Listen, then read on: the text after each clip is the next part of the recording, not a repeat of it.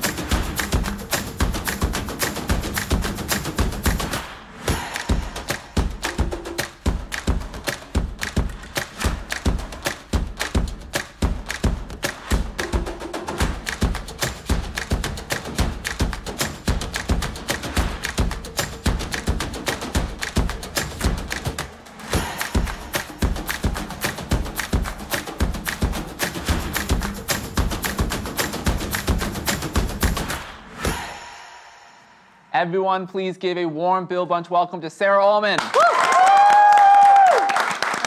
Welcome. Sarah, thank you so much for being with us. You are a filmmaker, but you also have a background in politics. You worked for Senator Murphy when he was a congressman back in the day. I was an intern. Yes. I'm going to say work because I like to say intern. I worked for HBO, but I just interned there. What was your inspiration for starting One Vote at a Time exactly?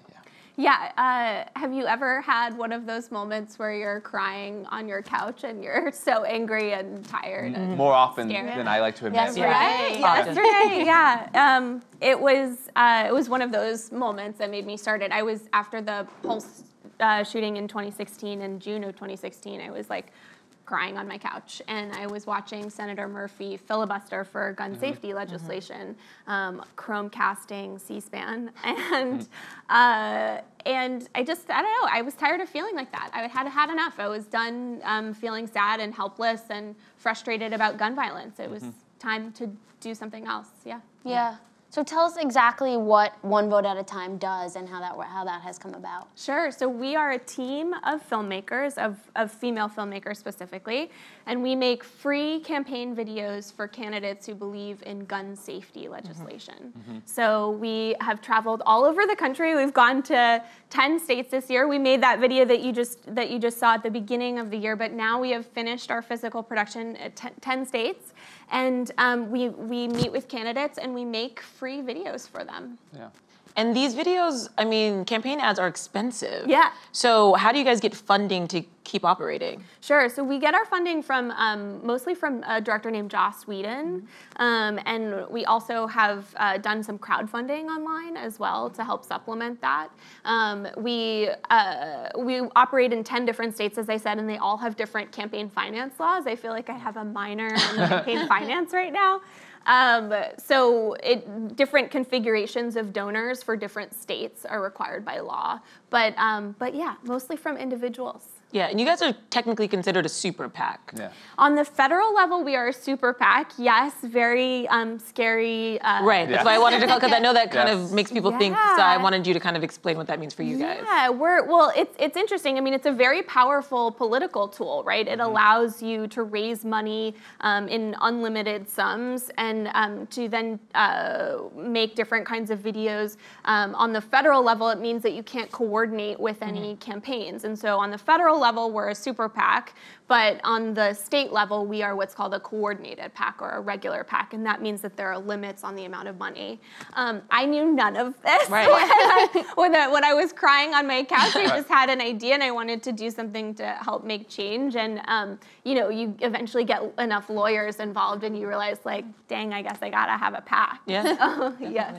And what would you say is the biggest challenge making all these different ads for different campaigns?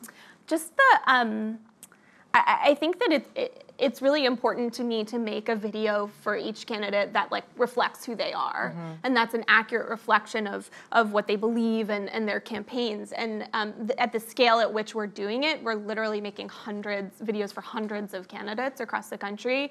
It requires a really finely tuned system to sort of process people through that system while at the same time allowing them to have their own, their own ideas be reflected in the video and have it feel original to them. That's definitely the biggest challenge. And because I was reading about you, how exactly do you help candidates craft their messages? We're realizing how important messaging is, and you've even said, especially with gun safety laws, it varies by state. If you go to North Carolina versus Florida versus Michigan or whatever. So how exactly do you work individually to get that candidate like, this is what your message is, let's take it out there? Yeah.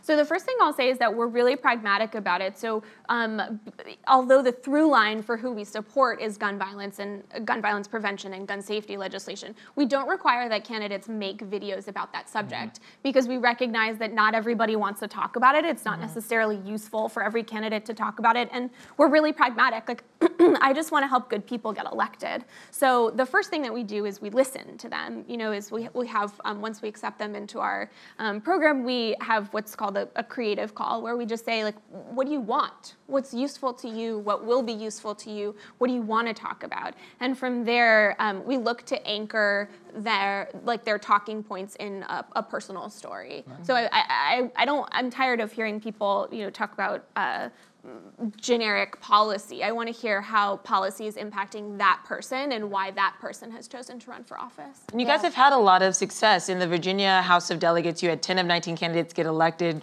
15 of those were like flipping the seat. So what is the importance for you of focusing on those local politics? Yeah, I mean, let's be real. Nothing is happening with gun violence prevention at the federal level It's not, now. unfortunately. Yeah, it's not, but it is happening on the state level, and it's a battleground that's very important for this issue in particular because states have a huge role to play in terms of their expansion of background checks or concealed carry reciprocity laws, which are terrible. So the states are where it's at right now in terms of gun violence prevention. And it also, frankly, those races are the ones that could use our help. Somebody who's running for Congress or, they don't necessarily need my free video. Right. But somebody who's running for the state legislature, it could be the difference between a win and a loss. And that's why. So a lot of times they don't have the funding or name recognition, right? Totally. So they need extra help. And how exactly do you guys then decide who to make campaigns for, considering there's many people that... Yeah, we have a political advisor named Irene Shin, and she's wonderful. She's worth her weight in gold. She's like an angel, and she has helped us connect with candidates. So sometimes we work with the state party to talk to the candidates that way. A lot of the times they find us and they reach out to us. Sometimes it's word of mouth recommendations, and then we interview them, we vet them, we talk to them on the phone for a half an hour or an hour each, and we ask them questions to see if they'd be a good fit for us. So in 2018, you have made an ad for someone who I really admire and love, Stacey Abrams, who's running to be governor of Georgia, who is fantastic, that's in a little larger scale for statewide office. Looking at 2018, what issues are you seeing that candidates are finding most important that their constituents really want to hear about? Sure. Two that I think you might expect are education and healthcare. Certainly, we've worked in a lot of states that haven't expanded Medicaid, and that's a serious issue for a lot of those people. The one that I didn't expect and that I think is really, really interesting is water quality. I've heard candidates talk about issues with Gen X in their water in North Carolina, and obviously Flint, and we've done videos in Michigan, and we're working with the Attorney General candidate in Michigan who is running on a campaign saying this is not okay, and in 11,000 communities in Michigan are poisoned by this chemical named PFAS. And so you're seeing it, I've seen it in literally every state we've been in. People are having water quality issues, and it's not just Flint, it's everywhere, and it's not talked about, and I didn't expect it. That's really interesting. Yesterday was obviously a really big day politically for a lot of people. Do you think all of the attention around the Kavanaugh hearing is going to have any effect for you guys and donors, or like how will that affect you guys going forward, do you think? Yeah, I think that people are more and more paying attention to the structural injustices that exist. And I think that you watch, that man sit in that chair, and you watch the anger seethe out of him, and him explode and be rude to specifically female senators who are questioning him. And you start to get a better understanding of the actual structural injustices. And I think in order to address the structural injustices, it's going to take a massive amount of people, massive amount of voters specifically. And so I think it's really going to affect us just simply by helping people understand the consequences of their participation and of their lack of participation. We're seeing the consequences of lack of participation now, and the only thing that's going to fix it is a massive amount of people who show up. Yeah. Speaking of which, that goes to my questions. So in 2016, we learned afterwards that Secretary Clinton lost 4 states by 1% or less, and essentially the Electoral College by 77,000 votes in Pennsylvania, Michigan, and Wisconsin. Do you think now people are getting, especially people our age, that every vote does count and does matter?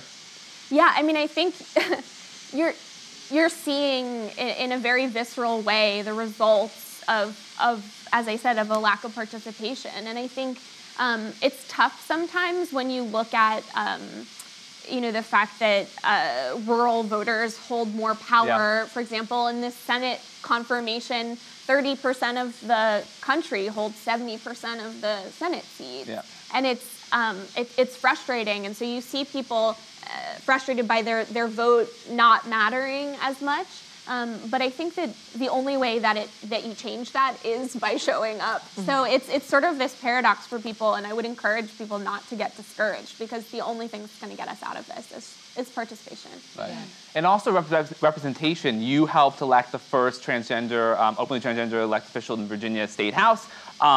Do you find that more LGBT, more people of color are running, and people are more excited to vote for these people? Absolutely, absolutely. There's another transgender woman running this year that we worked with in Colorado. Her name is Brianna Titone, and she's an amazing candidate. And there's women and people of color across the country who are standing up to be like, hell no. Like, this shall not stand. I will not tolerate this in my community. And honestly, it's the only thing that keeps you going, is to meet all those other people who feel the same way you do, and to realize that you're not alone in this. Yeah. So for people listening, watching, what is the best way, do you think, that what can they do to get involved? In One Vote at a Time, or in general? Both. Yeah. Vote, please. We have our shirts on. Register. Make sure you're registered. Yeah, please do vote. That's the number one thing. I think that there's enormous power in our votes, and people should vote.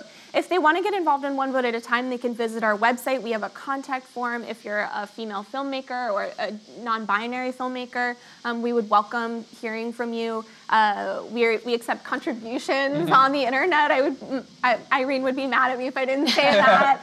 But also I would encourage people, filmmaking is what I know how to do, and it's just what I knew how to do when I was sitting crying on my couch. So wherever you are, wherever it is that you sit, what do you know how to do? I would think about that, and then, make steps towards using your skills to help make a difference. I love that. That's really great advice.